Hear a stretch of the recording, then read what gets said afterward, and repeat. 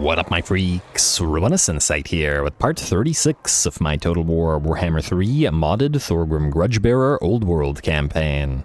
So as we saw last time, the Grimtide had its debut against the Forces of Khorne, which were, well, massive in number, but were unable to break through the, our lines. We did take a bunch of damage on the Longbeards, but that's hardly surprising. And I do believe that was the major strength of the Crimson Skull faction, so they are very much on the way out. I also got to remember to trade the Howlers camp to the Golden Order there, just so that they aren't so upsetty about us killing off their friends in the High Elves here. Anyway, in terms of what we got to do this turn, I think we're only about halfway through the turn, so there's probably still at least a few things. Finn is in the process of besieging Ekrond, as I believe we're letting them sally out, just to double check. Yeah, we're building all this stuff, and it'll be more fun to fight this on the field, especially against all those savage orcs with their massive physical resistances and missile resistances, than it would be just to, you know, batter down the walls and thereby win.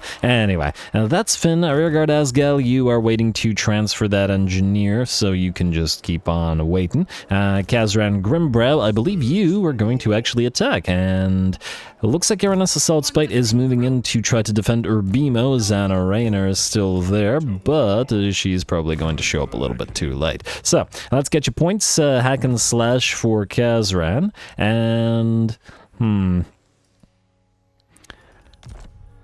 I'm just trying to remember what I wanted to do exactly with his army. I mean, I suppose at the end of the day we could reset him if we wanted to. He has Grimnir's Heirs right now, which is not super useful. I guess he does have a Hammerer unit.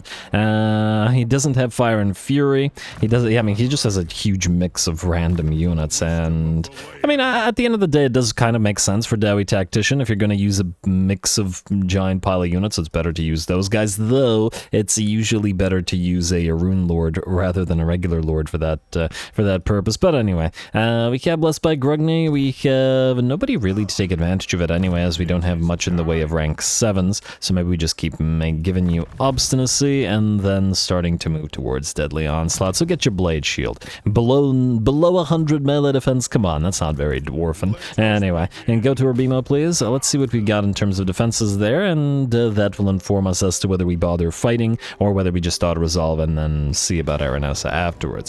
We've got... Alright, so the garrison is basically nothing. Probably going to be a little bit too easy here. And Aranessa probably wouldn't fight either. Or we could wait and allow Aranessa to land, but then it would be wasting a turn. I think we have better fights available to us at the end turn here, especially with low casualties and heroic victory. Again, we're at a point in the campaign where we got to choose those great fights where we're fighting multiple stacks at once, like we did last episode repeatedly. So there's that. And ooh, oh wow, okay. I didn't quick save it, and I got worried that it would crash, but it looks like I lucked out this time. Come on, Ruinous. Alright, who's up next? I do believe there was at least one fight available to us this turn, prior to ending the turn. Ungrim, you... Well, I guess there's nobody else to grab this. Well, I guess we could send Higginbor Ironpick there. Oh, he can't reach it in a turn. Actually, we could use Thrani Skolson to do it for you, and thereby prevent Ungrim from needing to go here, because there's like 8 territories here, all belonging to Skaven, which we need to root out. And granted, we do want you to, you know what, go right here. We're not technically at war with these guys, but we will be in a turn or so. Let's start working through their territories before looping back around to the Greenskins there, and possibly towards Azag, because I fear that our Kislevite allies are just not going to be capable of taking them out. As it always feels like the AI is programmed not to let a unit or an army actually die. Anyway, you were supposed to proceed to Kraka Ravensvalk, I think, and maybe recruit a Guardian sort of army here.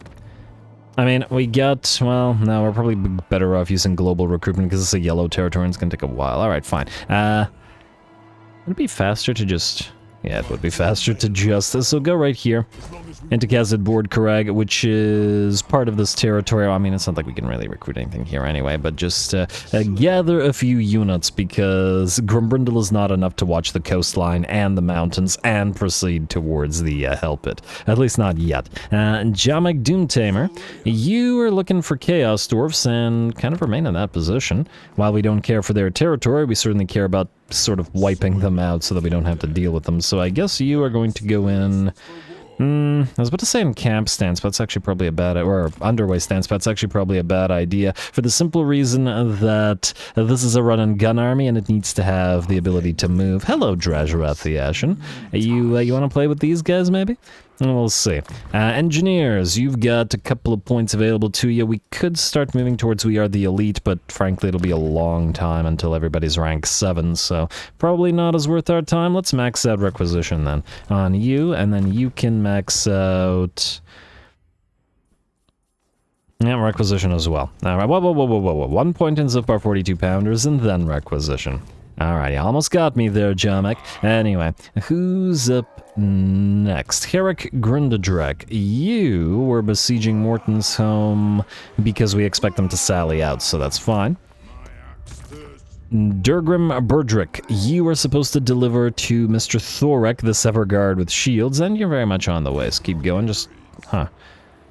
Alright, go like this. You're going to suffer a little bit of attrition. Actually, no, you won't, because we can move into the Tzeentch Rebel territory, which, because of Thorek's presence, doesn't have a lot of actual corruption. Bernoth Baruch, now, you are waiting for your other grudge thrower, but otherwise you're pretty okay. That Sky Lantern's going to look very strange in this particular army. Maybe we should just get a couple Thunder Barges in here, but then what could I possibly remove out of this?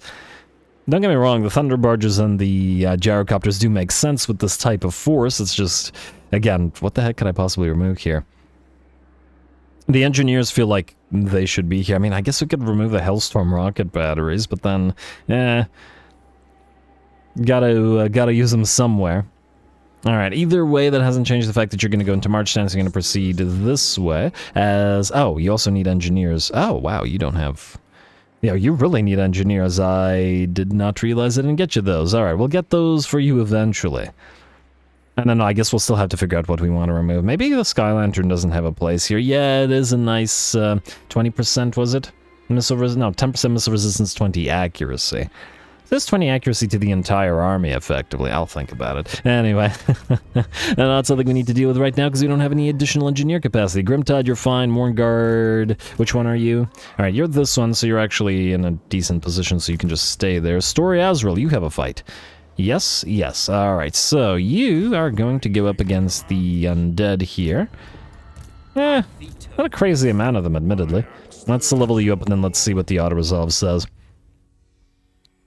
I was hoping for at least 2 stacks, but we'll see what the auto-resolve is saying about all this. You have Obstinacy. You just need Thunderer and Tactician, and you have Thunderer and Tactician, Dowie Firepower, and Morgrim's Favored, so you have everything you need in terms of your red line upgrades, meaning I guess we can start moving through your personal upgrades. Get you Rune of Grimnir, and, well, 1 point in Root Marcher. Alrighty, what about the NGs? Oh, the second one's oh no, the Runesmith's a higher level than the NGs. Alright, fair enough. Speaking of Runesmith, and we have Rune of Hearth and Home, which was the critical thing here. We are a long way away from rank 7, so We Are the Elite will be useful, but it isn't useful as yet, so I think we should max out Rune of Oath and Steel and Rune of Slowness. Slowness in this particular army, because it's mostly range. You guys have Sapper Requisition maxed out. I guess you can start... Whoa. You were saving points for Organ Gun Mastery, and then we can go into We Are the Elite. Alright, I almost screwed that one up. You, Organ Gun Mastery, please. I know you only have 2 organ guns in this army, but, you know, better to try to at least somewhat catch up to the Hellblaster Varligans. I also want to point out that the Hellblaster Varligans have been outdoing the organ guns so much that they're also out-leveling them. And I think we recruited the organ guns at a tier 1 and the Hellblasters at tier 0 as well. And now they're at 3 and 4, and these guys are at 4 and 5. Oh, Dwarf and Artillery, come on.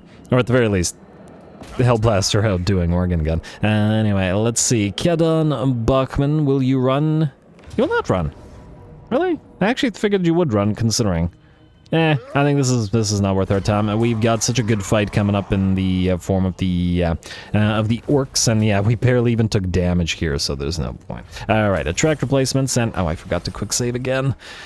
All right, I really gotta get into the habit, man. It's been the bane of my existence in this campaign. Quick save. But at least the game didn't screw me this time around. Alrighty, and resolve, and occupy. This time I quick saved and it did crash. Alright. Beautiful. Alright, at least we gotta be thankful for the undead rise again thing, because if they hadn't risen again, it would have crashed, and then we would have, well, I would have had to redo that entire turn, basically, because I had forgotten previously to quick save. Thank you, Vampire Counts, once again. That's why you were the best. Anyway, Sky Titan String, yeah, I can hold on to it for now, I don't really care. Ghost of Glamboreal is destroyed. We will uncollect the income here and start building the place up, which we will transfer to Britonia eventually, and gotta get, well, gotta reclaim Carcassonne, most likely to give to Bordelot Errant. It's interesting to see that Sigmarsheim has moved down here while they're still up there. Are they sharing territory with anybody? Mostly looks like just some territories held by the Broken Axe.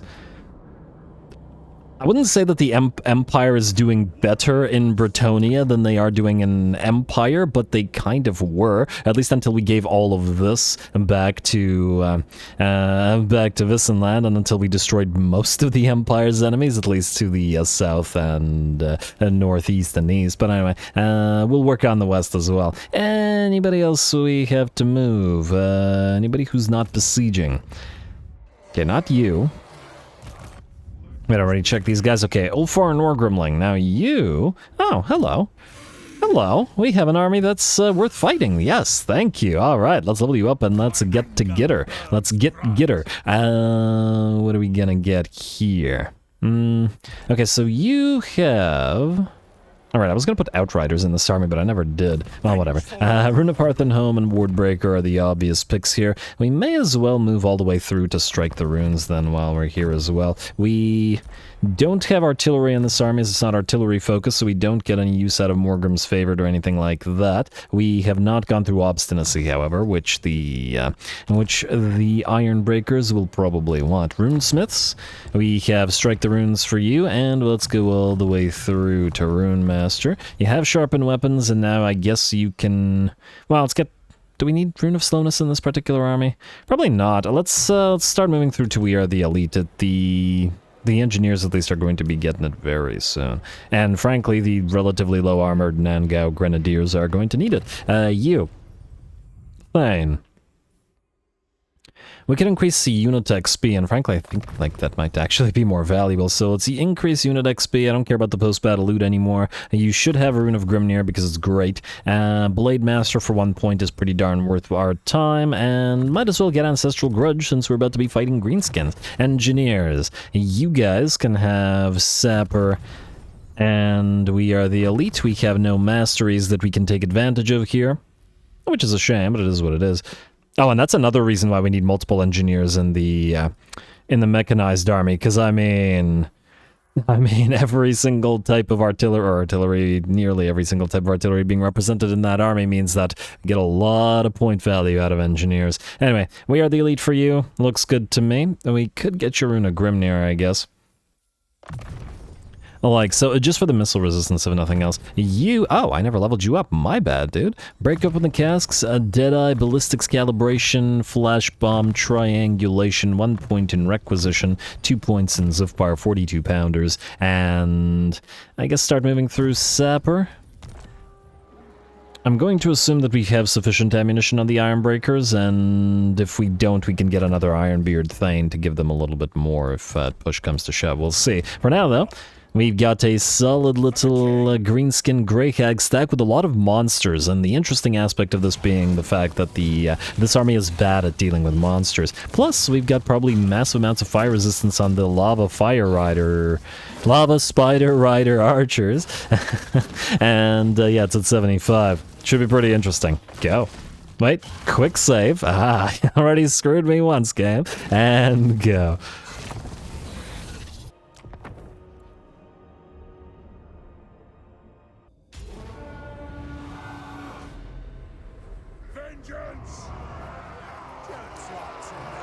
Alrighty, vengeance indeed. Let's see how we do. The enemy has a fairly decent amount of monstrous units with 3 colossal squigs, catchweb, spider, shrine, giant, and trolls, as well as the, well, to some degree, the pump wagons. We've seen before even regular pump wagons have enough, I don't know, mass or charge or whatever nonsense it is to break through a formation of iron breakers. So yeah, it should be pretty interesting between all of these guys. And of course, this army is weak to monsters, which will, further keep it interesting. Anyway, we're going to start the battle off by annoying the enemy with one of our master engineers, who gets a few shots off on one of the enemy colossal squigs until said colossal squig goes into rampage. The enemy will get annoyed by that and will move towards us. Going to get a vindictive glare out and knock out a few of the engineers, while it's a vanguard units of cavalry, the squig hoppers, as well as a unit of boar boys,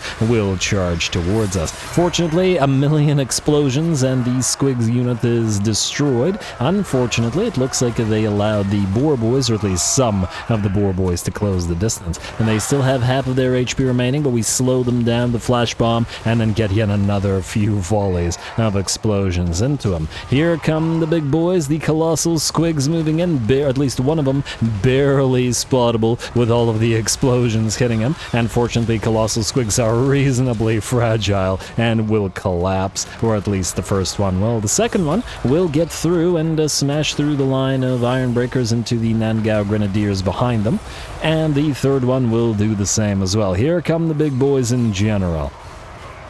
Well, it looks like a few volleys of explosions will kill off the enemy lord, who I guess was a little bit more fragile. Oh, wow, okay, that was dangerous. Volley of grenades into an enemy goblin big boss, which is going to do a little bit of splash damage to our other units. And here come the giants, or here comes the giants, smashing asunder at least a few of those Nangao grenadiers.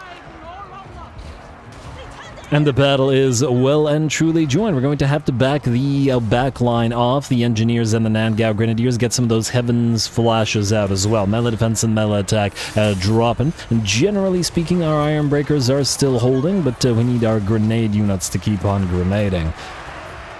And explosion units keep on exploding, as one does. Not themselves, of course. Alrighty, does look like some of the pump wagons did manage to get through, but fortunately, while they can get through the iron breakers, they are still fragile enough to take a lot of damage, as they do. The giant is down to about 10% of his HP, and over time, and eventually, the explosions will bring him down. We see in the background the Arachnarok spider wreathed in flame from all of those grenades and blasting charges. Oh, this army is just so dang entertaining. Alright, and it looks like the Catchweb Spider Shrine is backing off, and surprisingly, though, with the fall of all the monsters, the battle is not yet over. It looks like the Wa is still moving on to the battlefield, as the enemy decided to, by virtue of us having annoyed the single Colossal Squig into Rampage, will still attempted to move towards us before waiting for the Wa. And of course, that's their problem. Alright, here come the rest of the grenades and explosions. We did have to back off one of our units of iron breakers, which reached about a quarter of its HP, and that was the one we saw that the goblin big boss closed the distance with, where all that splash damage came down, and then the giant was there as well, and that's even more splash damage.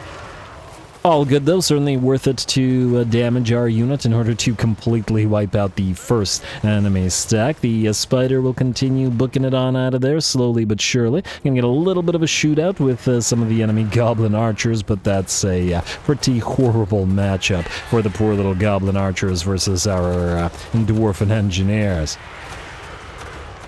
And there we go, the archers are out, and we got more goblins where that came from, but unfortunately, they don't have the big boys to absorb those hits now, and those explosions will decimate them at a distance. There we go, it's absolutely brutal here. Gonna flash bomb slow them down as well for even more explosions to come in from the engineers, and this before the blasting charge range and the grenade range as well. With that, it looks like the little Wa there has broken with, 4 or 5 units still remaining at full HP, but that's hardly surprising considering what they saw happen to the front ranks. A battle is ours. I love this army.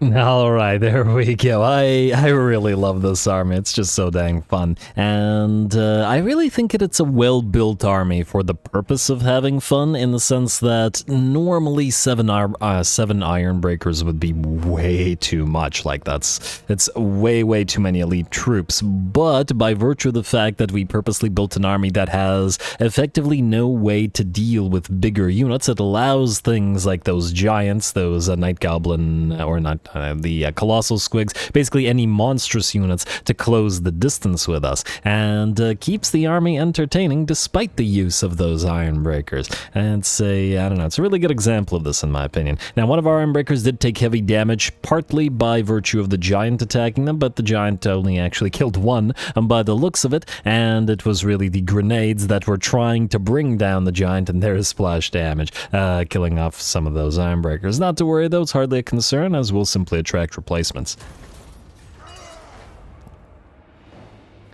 Alrighty, now can you can't reach Bajorak Mine. I wonder whether we should, okay, yeah, I wish that didn't pop up every time. I think we should probably go to Tower of Gorgoth first, because it seems like the better location. So we'll go here, bring that down, and then we'll deal with the other stuff afterwards. Attack-minded, audacious, that's sure. The Trickster Shard, we got a lot of those now. And Guildmaster, again, Gyrocopter, oh good, the second Gyrocopter. Next up, who's after Ulfar Norgrimling?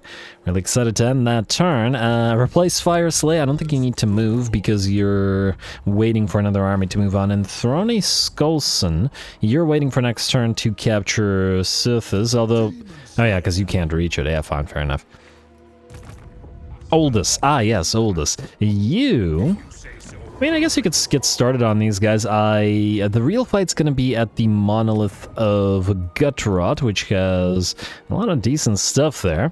Probably going to be a toughie for you when you get there, especially since you lack engineers and thanes to buff your army up as of yet. What you do, however, need is actual buffs. So, we got Hammerers and Gyro Bombers, meaning Grimnir's, Heirs, and Tradition and Innovation. Like so, we'll go for the Rally, and then we'll go for Honored by Grimnir for the Hammerers, and the Dowie Firepower for the Gyro Bombers, as well as Stand Your Ground. Next, the Veneration. Now, obviously, the Hammerers are already heavily armored. Funnily enough, this is one of the rare situations where Venerate Smednir isn't as useful as it normally might be, because Hammerers already have magical damage. While we could give magical damage to the Gyro Bombers as well, it doesn't do anything for their bomb abilities, though it does make them hit harder. I'm not so sure. We still probably will go for the Runes of Grugni, though. Armor plus 10, physical resistance 5. Granted, not as effective against Khorne, but it's just that Rune of Grimnir is kind of meh by comparison, because it's, I don't know, plus 4 leadership on dwarfs is basically nothing, because dwarf units are unlikely to rout. I do like the vigor loss reduction, especially in combination with obstinacy at 50%. The main issue is this, with 2 Thanes that we are looking to put in here, that'll be 100% reduction on vigor loss to Hammerers anyway, right? Thanes have Keeper of the Gate, which is this, and we'll want to double up on that, so there isn't any need, and I think... Wait, are Gyro Bombers vigorous? I guess it doesn't really matter.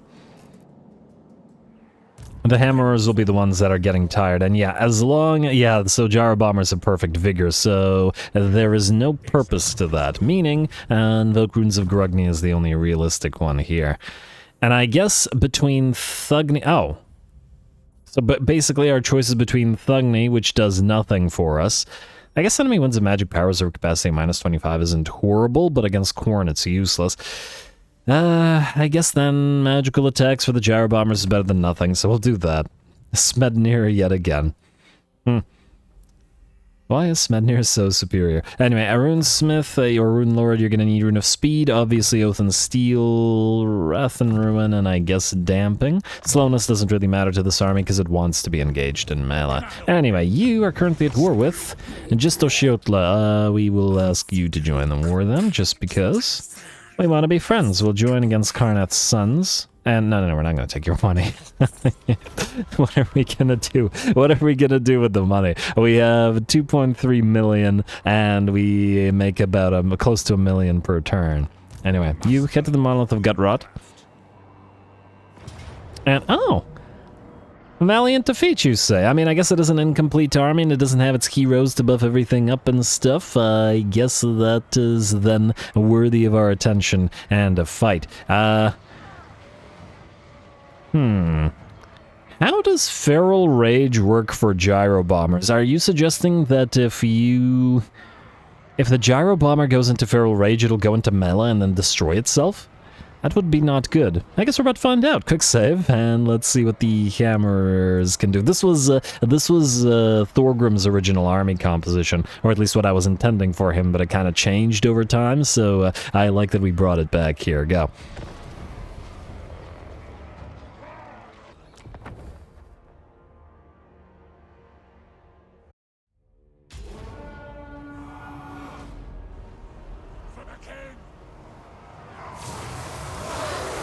Alright, here we go. Should be a pretty fun one, and ooh, I like the color of the ice together with the cornate sort of skies or fog that we got in the background. Pretty nice mix. But anyway, here we go. The enemy does have a ton of melee units, and we only have 7, as a full half of our army is made up of those gyro bombers. So we're just going to have to deal with potentially being overrun once we actually enter the enemy settlement. Gonna start the battle off with an enemy unit of bloodletters summoned upon our, in the center of our line. We're gonna move the Rune Lord forward and whack away at the enemy with his hammer for at least a little bit.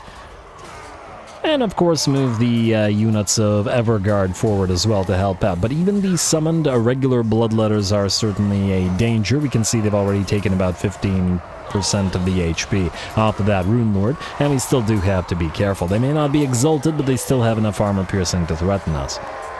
Again, really loving this particular map. Alrighty, in the meantime, how are we doing out here? We have destroyed the enemy first tower and now have brought down that enemy soul grinder. We're not concerning ourselves with the melee units by and large, just the enemy range. And now that those two are out, we're going to move towards the enemy skull cannon before rounding back towards this tower. Is it odd that Khorne actually has normal towers? I mean, I guess if it had skull cannon towers maybe, but it still feels a little bit weird. Speaking of skull cannons, they're still firing away at us, and here come our machine gun firing gyro bombers. And I guess in this particular situation, the magical damage that we provided them now will be quite helpful. And there we go, another nice volley, though it looks like the enemy will be firing back, and they don't have the accuracy at this range, unfortunately. Unfortunately for them. Anyway, another couple of volleys will probably bring the unit down one more time, and the skull cannon, the last range threat, will be out of the picture, other than the enemy tower, at least the last unit threat. There we go. Alrighty, back to the actual action. Just as we look back, another unit of bloodletters gets summoned. Fair enough. Just more work, a little bit of a warm-up prior to the battle for the hammerers. I'm sure they'll want to get a few practice swings in against the summoned unit before facing off against the enemy minotaurs, which are waiting menacingly in the background there. And whatever other units the enemy chooses to bring.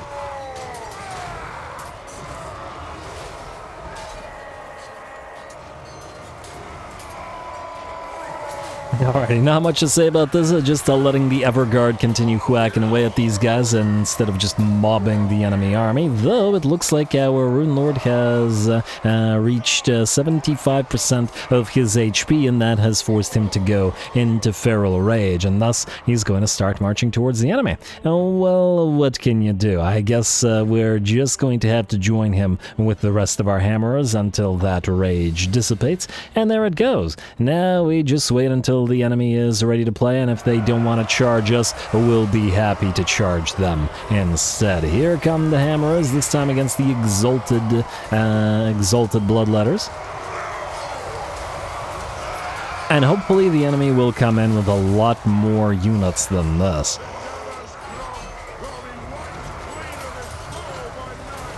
Alrighty, there we go. We got some of those Minotaurs of Khorne coming in. I wonder how we will do against them with our hammerers. Our melee defenses, well, with Stand Your Ground and Master Rune of Oath and Steel, it's up to 111, so it's pretty up there.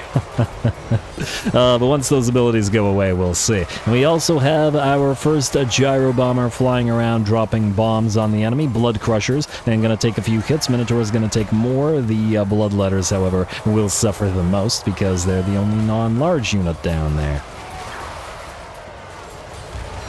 And we'll drop all 10 complements of bombs, or the entire complement of bombs, rather, all 10 bombs, and then switch out to the next unit of Gyro Bombers.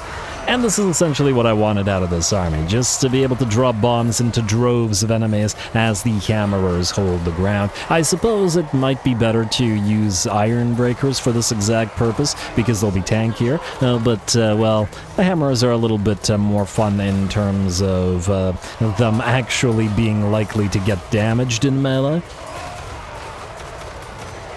And this way we have a hammer and a hammer rather than a hammer and an anvil. Though I suppose Hammer and Anvil would also make sense for a Rune Lord leading it. Speaking of the Rune Lord, he has summoned the Ancestral Shield Bearers, who are probably tired of watching the other shield bearers heft that Anvil of Doom. On the bright side, though, it looks like the battle is turning very much in our favor. The bounce bar is 90% in our favor now. The Minotaurs have fled or been defeated. We are standing upon their corpses here. Bloodletters are melting away, and the last of the enemy units are done for as well. Couple more Blood Crushers.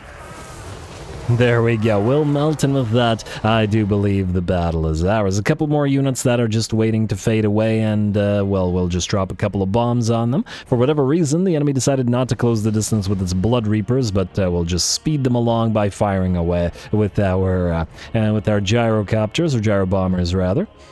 Obviously could have done that while the battle was happening, but there wasn't any need. Oh, some nice sword swings from that Herald of Khorne before it gets absolutely torn to shreds and falls apart. A lovely little debut fight for the army.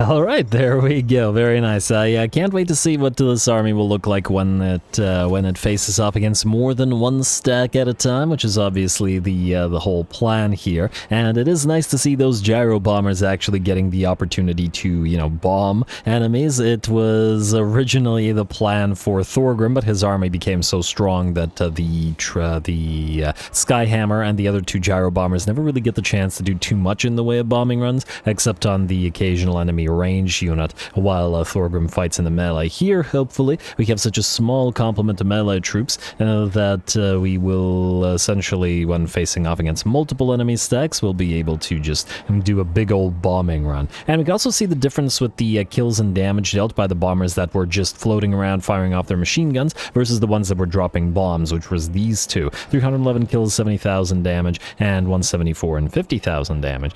Pretty darn solid. And the hammers, of course, did decently as well, with the Everguard with great hammers obviously leading the pack, but that is hardly surprising. Occupy the place, we are looking to keep it.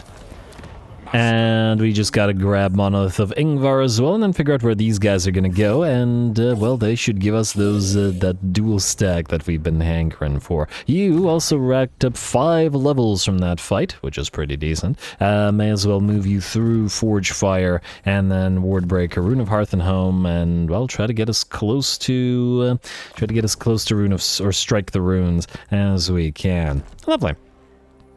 And of course this army needs heroes. 1 engineer at least, 2 thanes, and we'd actually still have room for other stuff if we wanted it, but we don't necessarily need a full army, or we could just do more thanes for more melee fighting. Maybe a couple of engineers instead. But anyway, who was next? Oh, this was right at the end of the Okay, I really, once again, the UI designer, whoever decided this needed to pop out every single time you zoom out was just, needs to be fired out of a cannon into the sun. Anyway, oldest line, where are you? Burnoff, a knuckle breaker, oh, I forgot about you. Gortus camp, you know what, you could just auto-resolve it. I know it'll get damaged, but I don't care. It's not like they're facing off against a full stack, and doing these unnecessary tiny battles every single time seems just like too much of a hassle. Alright, so you're just going to lose half your troops, Mr. Grudge Settler Army? Actually, not as many troops as I thought it would have been. Anyway, occupy the place.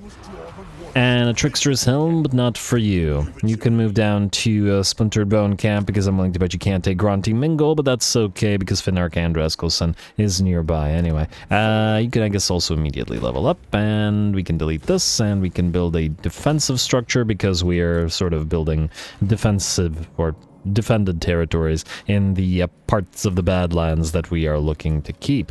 Anyway, Burnoth, you should be one of the last ones on field. Thick Proudbeard, you are kind of waiting around to see what these orcs do, so just sit near Gaznikar. Like so. Ulfar, Damon, you're fine where you are. You two will proceed to, well, these two territories. I guess, yeah, you guys are just sitting pretty. Scout is where he's supposed to be, just keeping an eye on the graves of the dragons that Imric stole from us, and we'll get back shortly while the Dragon Slayers move southward. Anyway, that looks like that's it for the end turn, so we'll skip, and then turn, which should give us, I believe, 2 big ol' orky battles. Oh, let's level up before the big ol' orky battles. Hey, you got 3 points, not bad. You have obstinacy. I guess we're just making the range guy do more damage, yeah? Alright, that's fine. Finnark Andraskelson, 2.7 missile strength. Wonder if that actually translates into any kind of actual damage. Certainly remains to be seen. Woundmaker, you do occasionally have to fight in melee, but I guess Skardvet is probably the better pick here, plus the last point in Rune of Grimnir. You too. So Runesmith, we are the elite, we have hardened armor. We have Strike the Runes and Rune Master, and while I would like Rune of Grimnir, perhaps it's time to move towards Rune of Sanctuary. So let's get you Skardvet and then 1 point in nothing, because we don't have any more points left. You, Thane. You have Rune of Grimnir, which was pretty important for you in particular, and we have, I mean, we could get Unfaltering, but it's, yay, charge bonus for a Master Engineer, or for a Guild Master. Probably not super useful. I think you're more valuable to be able to reposition in this army, because it's a ranged army, so we'll get you Relentless just for the additional little bit of speed. Don't really care that much about the charge bonus, and we'll rather take the 5 melee attack, because your melee attack is rather low. You guys... Oh, let's see what we're looking at here. So you have Organ Gun and Cannon Mastery, and then you have Organ Gun and Cannon Mastery. You can, however, get We Are the Elite, and then max out Sapper. For the occasions we need to reposition, and then you can max out Sapper, and you already have We Are the Elite. Zipar 42 Pounders, I guess you could get Rune of Grimnir for the missile resistance. And other than that, you're just going to start dishing out extra damage, so go for hand-loaded. Alright, lovely. You're good, and then the other army that should be attacked is this one, Heragrindadrach. You're besieging, you have 3 points yourself as well. So we have Grimnir's Heirs and Fire and Fury. And this is exactly why I like to wait before applying those skill points, because, well, we get more advantages out of doing it all at once. Or save time, whatever. Hard to hit. Gotta love making your Slayer Lords as unkillable as possible. Thane, what do we have here? You're looking to get Revered Thane, which we still obviously need here. So Inherited Arms into Unfaltering. Runesmith, you were looking to get Rune Master, and you already have Strike the Runes. Might as well get the 1 point in Rune of Slowness. And then lastly, we have our Engineer here, who is going to want to buff up Flame Cannons, which was saving those 3 points for that particular purpose. Flame Cannon Mastery. Lovely. Flames of Herrick and Skaven's Bane, you should be just fine. Alright, let's end the turn and fight those 2 fights.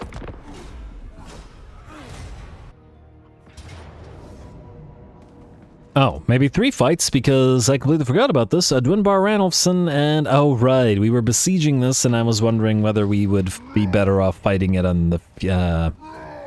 I was musing on the fact that it would be a lot more entertaining to fight it in the field, where we could get overrun, as opposed to fighting it in a minor settlement, where we would just obliterate the enemy and never let them leave the settlement. So, we'll let them sally out, and we will certainly fight them in the field for a better fight. Go.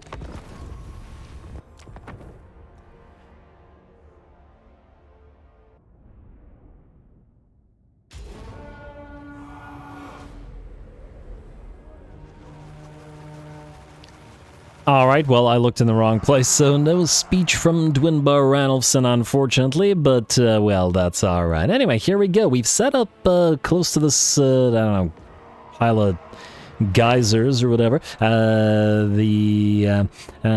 The geysers that act as an impassable bit of terrain, and we'll set up around it with all of our axe storm and axe units. The goblin hewers and the rangers with great weapons should be able to deal hopefully with the cornates, but we do have to remember that the enemy has all these demons with all their physical and missile resistance, and we don't have magical damage, which was one of the big concerns with going down here with the axe storm army, as opposed to another army more specialized, I suppose, towards, well, coming down here. Anyway, we're going to start the battle up by annoying the enemy's soul grinder, and it is the Noxbringer itself, and we'll want to knock it out before it can move on in and start annoying our line. Although, fortunately, at least the rangers are in stock, so it'll have to fire only on the artillery crews. Still, not something we necessarily want.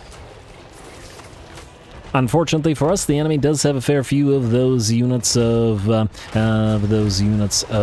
Furies, which are going to attempt to reach our Master Engineers. Not going to be super likely that they'll succeed, however. The occasional shot from the Grudge Throwers with the monstrous impact will lower their speed by 75, suppression by another 40, and this unit of Furies with 10 speed is essentially stuck. And the other Furies are giving chase, or attempting to do so, to try to get towards our Master Engineers. This one will close the distance, will get suppressed as well, and just as it does, here come the first axes.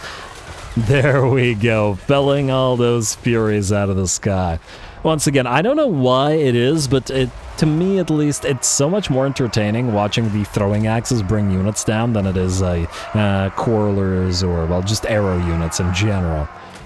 I hope it's not just me, because I just find them super entertaining.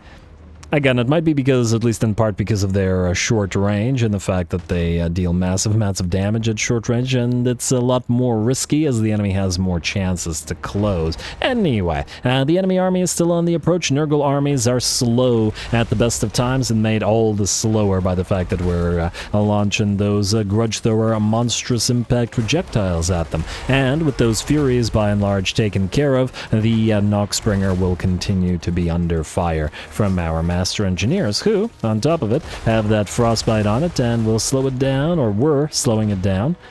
Although it looks like it's finally gotten into range and will soon start firing upon our units. Looks like... Let's see who it wants to go for here. It should be able to get at least a couple of shots.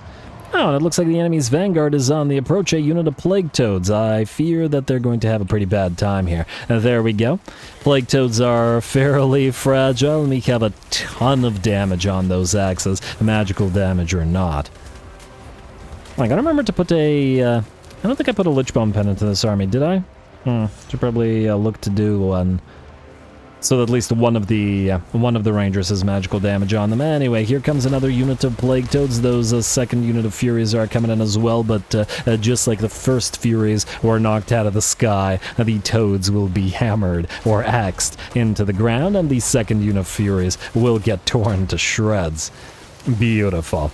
And they will drop down into the sort of bog below, which feels pretty appropriate. And Nurglites returning from whence they came. The Noxbringer is down to about 40% of its HP, though it looks like, ooh, we got some units of Hounds of Decay making their way forward on the right flank.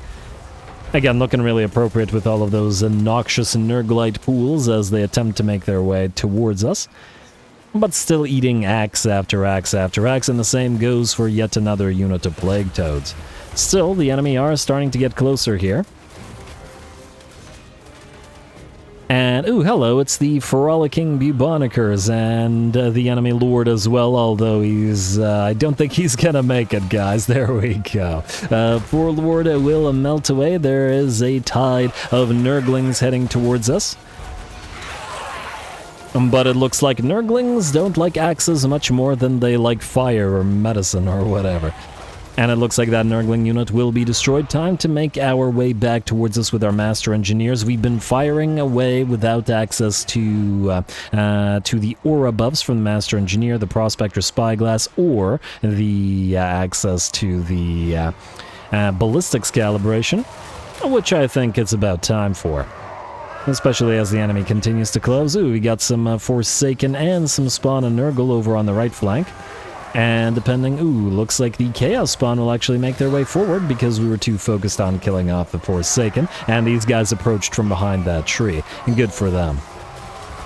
Alright, Ballistics Calibration is now active at the main line, and the Goblin Hewers and the Rangers alike will keep on checking those axes. Looks like the first of the Goblin Hewers has run out of ammunition, but we'll restock it, and it'll go back up to firing pretty much immediately. Alright, the rest of the enemies are now on the approach, but they're getting slowed down more as we've got access to the Frostbite helping out now. Bleed, Maim, Frostbite, and of course Monstrous Impact. Yeah, for any enemy army that isn't very range heavy, this is absolutely brutal. And there we go, looks like the enemy's front line has completely collapsed. The Plague Ogres... Wow, there's 32 Plague Ogres in a unit? Huh. I don't remember them having that many units. Well, good for them. Or maybe not so good for them, as the number of units means that they will each individually be able to take fewer axes to the face before they drop. Just one unit remaining, a unit of Exalted Plague Bearers of Nurgle by the looks of it. Just at the edge of the range of our axes, and far too slow at 3 movement speed to be able to do anything at all, including fire back their shots. Lovely. Close victory, and the battle's ours.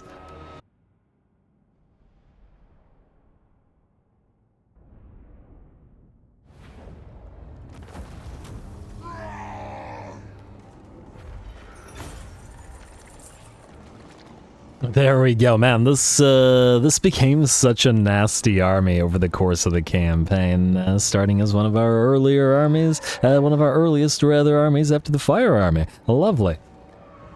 And they do quite well as well with the manual Goblin Hewers carrying the day in terms of the most damage for the Slayers. They're not Slayers, they're Rangers. And for the Goblin Hewers, so I guess we only have a couple of them named here.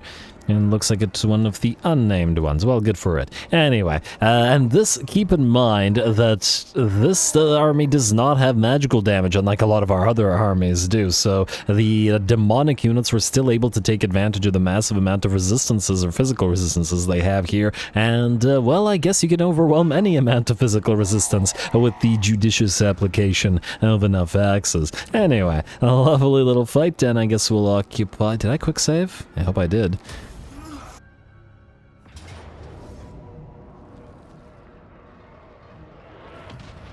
Yeah, it looks like Aranessa will attack us, and the auto-resolve will not let us deal with it, really. I mean, I guess it is Aranessa herself. Oddly enough, she doesn't have a crazy amount of Sartosa militia, but I guess we are damaged here, so why not? We can fight this one as well. Lots of battles to be had, and we do have to be very wary of these zombie pirate gunnery mobs. They're up to 183 range, they've got very solid damage. Ooh, they got 2 deck gunners as well, and it's not like we have a lot of artillery in this army, but just the one grudge thrower. Well, good luck, Gazran. Go.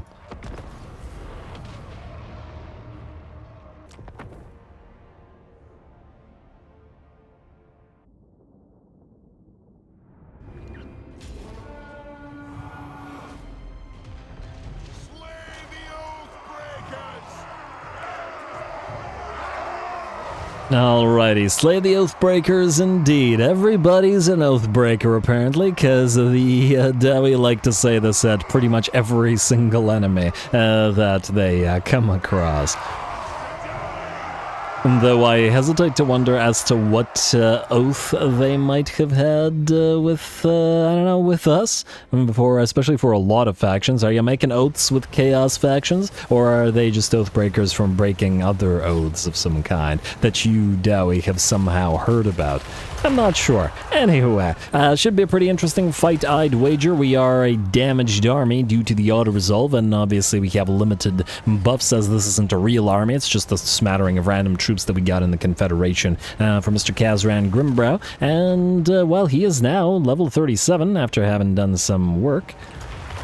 He is still, well, light on proper synergy with his troops. Anyway, we're going to start the battle out by annoying as many of the enemy units we can in the background with the gyrocopters, though specifically they're going to try to knock out those units of enemy deck gunners. They will do about 30% of the damage to one, while our grudge throwers fire at the other one, which is apparently dodging shots rather than firing back at us. On the one hand, it means they're not really dishing out too much damage to us because they're not doing anything. But on the other hand, I suppose it means that we are also not landing a lot of shots and those deck gunners are just sort of sitting there. Meaning it's we're essentially trading the deck gunners for the grudge throwers. Neither unit is doing anything. Anyway, the enemy is starting to annoy us a fair bit with their gunfire. We're going to move the Longbeards a little bit more forward, though fortunately it looks like the shield wall is paying dividends here. The additional missile block chance, the missile resistance that the enemy is firing upon means that they're having a difficult time actually bringing those Longbeards down. Unfortunately, the shield wall will break as soon as Aranessa closes the distance. She's also going to pop off her taunt and Spearfisher's net, I guess, lowering our massive melee defense down to a mere 37. And, ooh, gotta be careful of those blasting charges. I suppose worth it to bring Aranessa down, but nonetheless. And with Aranessa covered in flames from the blasting charges and the, well, all the fiery units, we can't see the fact that she doesn't have any animations while sitting up on that crab. Anyway, bounce power is still very much in the enemy's favor, and they have done a fair bit of damage to a couple of units. Here we can see our rangers with great weapons, both of them backing off as the enemy decided to focus them down with those handgunners. Smart move, as it was the better option than targeting our Longbeards and more heavily armored units. And those, of course, were the rangers with great weapons, so they were rather slow. Anyway, the enemy has blobbed up a fair bit with its units of guns. We're going to slow them down a little bit with our Drake guns. And get a little bit of flame in there, and then charge them with our unit of hammerers and Longbeards, distracting both the handgunners and the boarding crew there alike. And I think there's a unit of Sartosa militia in there somewhere as well. Yeah, there we go. It's a living guy. Although he probably won't be living for too much longer. Alright, and now that the hammerers have joined the distance, we have switched our blasting charge, chucking miners as well as our unit of iron drakes to the other units so that they don't kill off too many. And we've had this unit of rotting Promethean gunnery mob also fighting here for, I don't know, about 2 minutes straight. It's been a fair while. And Karaz Grimhammer has been whacking away at them, but it's taking a long time, which is unsurprising as these guys have 76 melee defense. I mean, even our own units, many of them don't have that high of a melee defense. And that's with all of the shrines that we've given everybody and the buffs.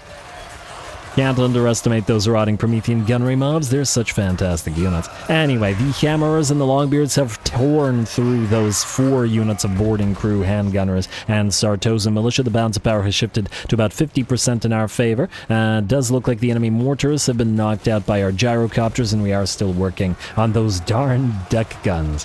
I guess the grudge throwers achieved very little here. Oh, and it looks like they did manage to bring at least one of the gyrocopters down. Not from this unit, from the other unit, but still, good job to them. Alright, please knock those guys out. For being ultra fragile against certain types of units, those deck gunners did last a little bit longer here than I was expecting. Good for them. Anyway, the gouts of flames from the Iron Drakes and the little bit of extra fire weakness from the Drake Gun Thunderers will return and bring down this unit of gunnery mobs. Still taking a little bit of time because the enemy does have missile resistance on effectively every unit due to being, zombies and missile resistant. But it looks like the balance of power has shifted to about 90% in our favor, and it is only a matter of time as the enemy has begun to crumble away and soon to disintegrate.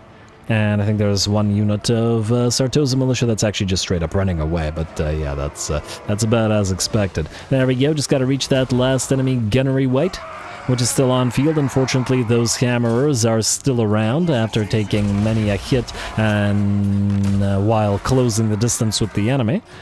But they did plenty of work after they did. And, ooh, still managed to bring one down. Oh, was that a grudge thrower? Was that a grudge thrower hit? I couldn't tell. It looked like a major impact, and there we go. With that, the gunnery weight goes down. The last of the enemy units, okay, the last of the units was that one, is destroyed, and with that, the battle is ours.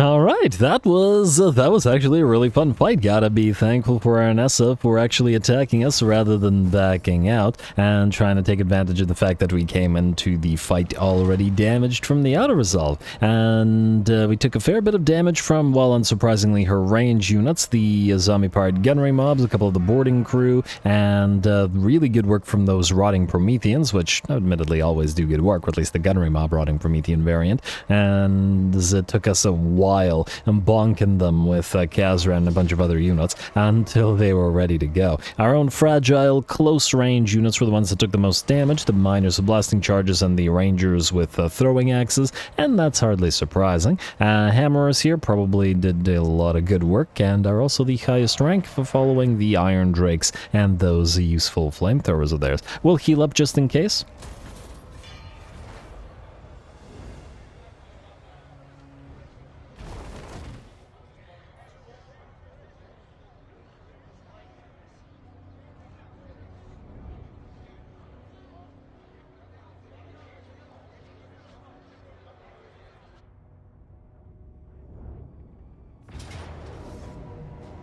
Alright, here we go. This is one of the ones I was very excited for. Our gunnery army versus that massively physically resistant Savage Orc army. Plus, our gunnery army is all armor-piercing. They have no armor, and by the virtue of that, these guys do less damage.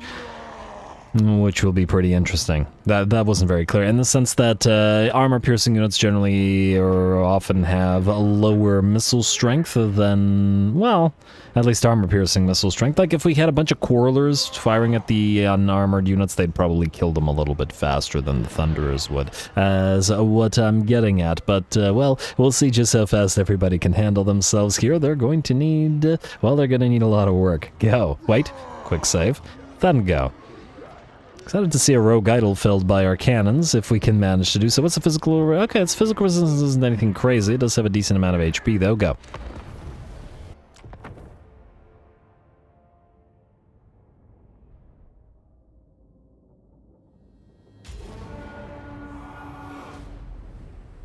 Victory will be ours! Alrighty, victory will be ours, apparently. I certainly hope so, because serendipitously, or interestingly, we have got the same exact map here that we did when this army took that massive amount of damage fighting the Tomb Kings and nearly lost. Granted, that was essentially just the debut of the army when it had just started, so it was a lot weaker at the time, but nonetheless, same sort of situation, except the enemy has all those Savage Orcs and all of the physical resistance that's with them. 50%. Pretty darn good. Well, let's see what our cannons can do. The enemy will approach us in a massive horde, the droves of greenskins taking cannon fire and organ gun fire as they try to rush us from down that choke point, and then getting closer and closer to our Thunderers and Grudge Rakers. Let's see how we do. And there's a very annoying aspect to the artillery trying to move forward, even though they're on guard mode and shouldn't do that. But oh well, what can you do? Maybe they should just introduce a sort of like hard, I don't know, hard park yourself here and don't move sort of button.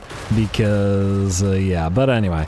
Here we go. Looks like the enemy has arrived, or at least drawn close enough to both Thunderers and Grudge Rakers, who begin firing away. We've got them in a little sort of half-moon formation here to fire into the blob, especially since the enemy is going through a choke point. Now, one interesting and or unfortunate aspect of this particular battle map is the fact that the AI seems to take about half its army through one choke point and half of it through the other. I suppose it wants to take advantage of the fact that we would be focused on one side and get the others through to rush us, but if the, well, if the first elements or the first half of their army is destroyed, and by the looks of it, it's very much looking likely to be, and then the second army won't have achieved all that much, will it? Oh, I love watching the sort of the muzzle flashes in this army. I could just watch that all day.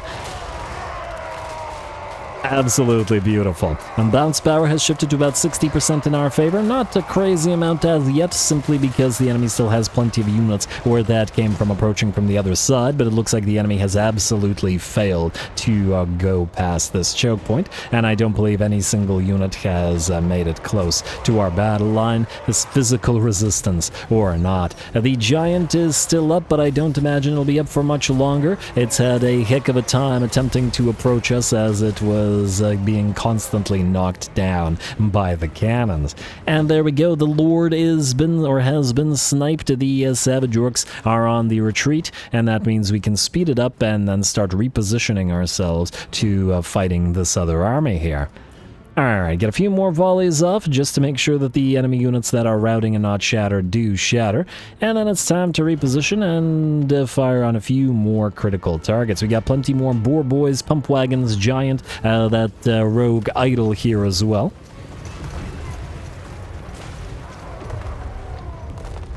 Unfortunately, I think this is a weaker variant of the, well, 12,500 HP. I think this is a weaker variant of the idol.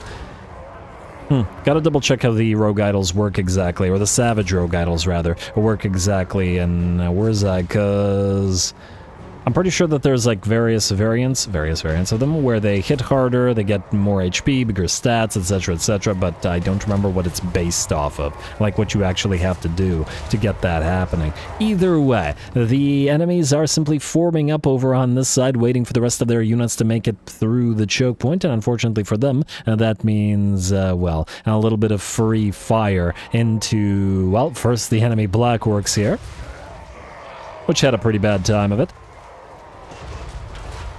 And follow it up with whatever else we can fire upon. Our range on our cannons is basically the entire map. The organ guns can't quite reach the enemy, but the cannons will be the target that will be targeting the giant and the rogue idol, so I think that's just fine. Besides, some of the other cannons, we need one cannon to target a giant and a rogue idol, because I expect them to not take a massive amount of damage due to those invincibility frames while they're staggered, but we can have the rest of our cannons fire at the boar boys, at the pump wagons, at the chariots, whatever we need.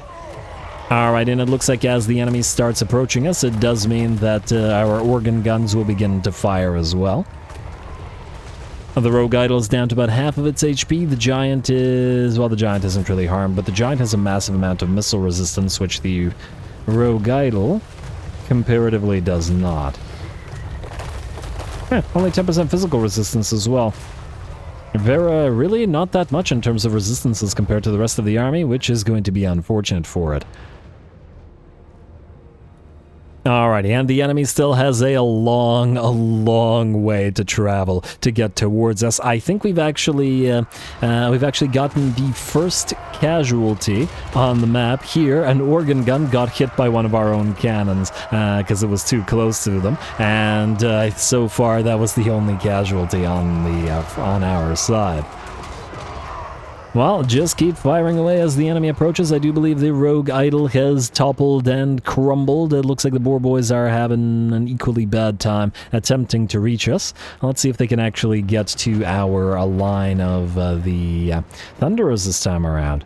Thunder of the Mountains, Grommerl Company, Urban Warfare Operators, Dowie Handshake, Grim Delvers, just wanted to check what the named units are. Of course, we have Sweet Music and Melody of Destruction, Zufbar Steel Sights, Iron Head Takers, Big Bada Boom, and I believe that's it in this particular army. Anyway, enemies still on the approach. Another unit of Boar Boys is nearly out. Actually, 2 units of Boar Boys are nearly out. Looks like I don't know if that's a pump wagon or a chariot, but it's nearly out as well.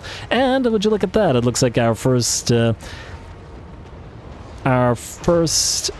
Thunderers, not the Grudge Rakers, but the regular Thunderers, are finally in range.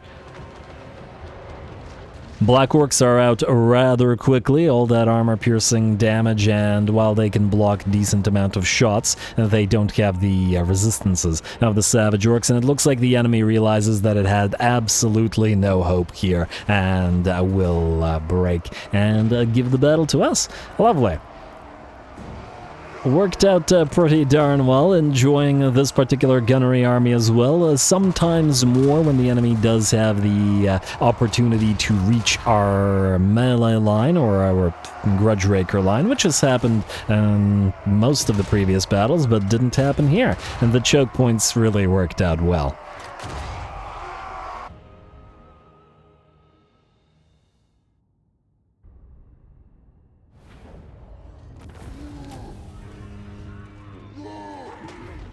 Alrighty, there we go. No problem at all this time around. Interesting that it was the same map that we struggled against with this army when we were facing off against the Tomb Kings, but they had those hull-down catapults that were able to fire at us without us being able to fire back due to the direct fire, which was a pretty interesting dynamic. We also see here the comparison between Sweet Music and Melody of Destruction.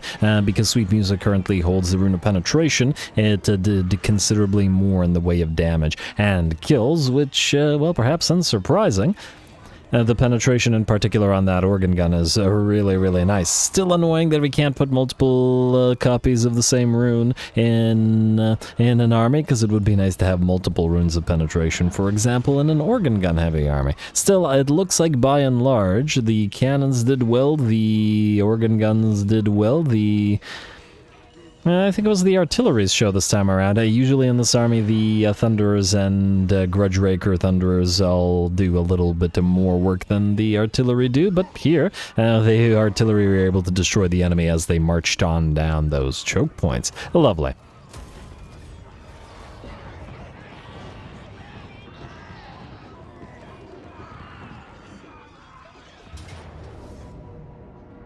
Alrighty, and we've got Heragundadrak ready to fight again and again. We've got Black Orcs, we've got Biggins, we've got Trolls, and a Ragnarok. A Giant looks pretty darn solid to me, and 4 units of Boar Boy Biggins, about as an elite, at least, single stack that we're likely to encounter. Let's get to it.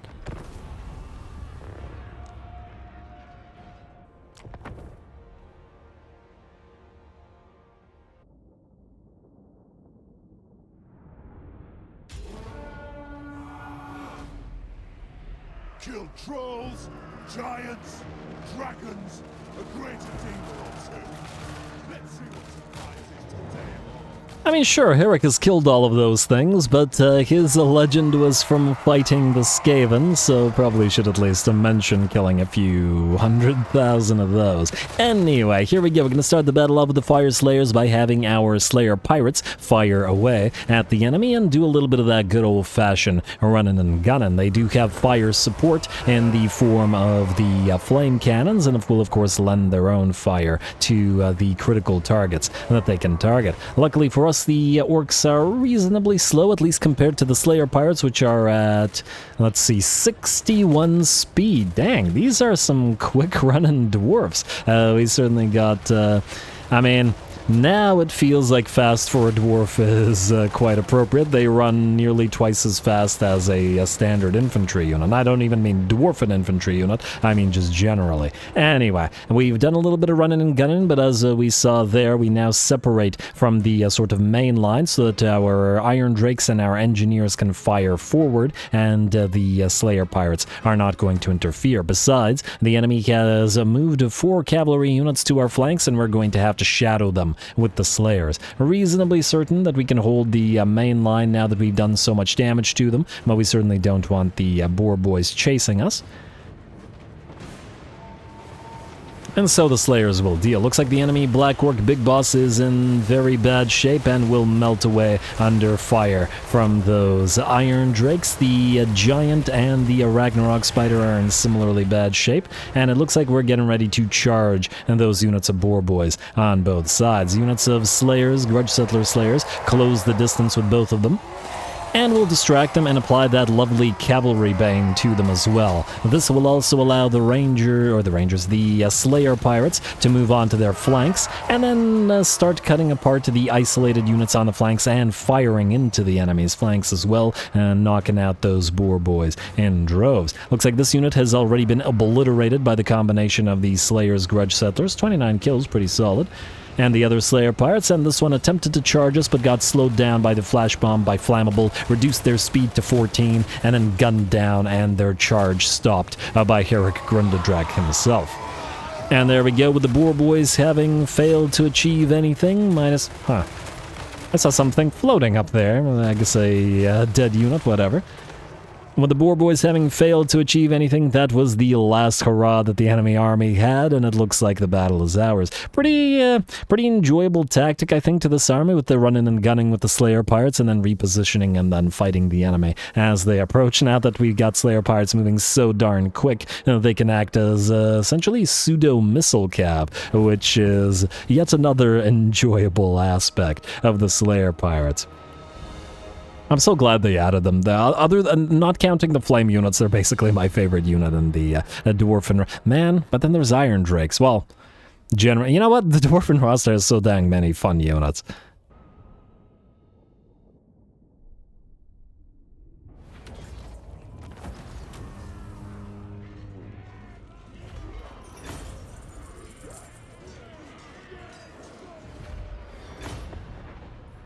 Alrighty, there we go. A nice fight, and the enemy stood no chance in, well, doing anything really there. Boar Boys did manage to sort of close the distance, but we preempted their attack with our 2 units of Grudge Settler Slayers, which promptly tore them apart. Lovely. And lots of damage from pretty much everybody. The running and gunning Slayer Pirates doing great. The Flamethrowers and the units of Engineers doing great. It's a solid Fire Slayer army composition that seems to work pretty darn well. Alrighty.